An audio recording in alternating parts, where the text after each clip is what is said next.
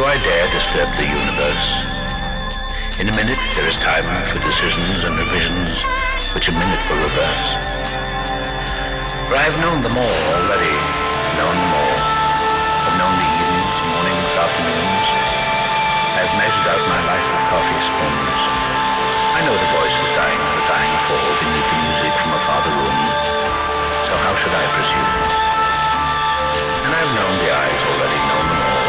The eyes that fix you in a formulated phase. And when I am formulated, sprawling on a pin, when I'm pinned and wriggling on the wall, then how should I begin to spit out all the butt ends of my days and ways? And how should I presume? And I have known the arms already, known all, arms that are braceleted and white and bare, but in the lamplight down with light brown hair. Is it perfume from a dress that makes me so digress?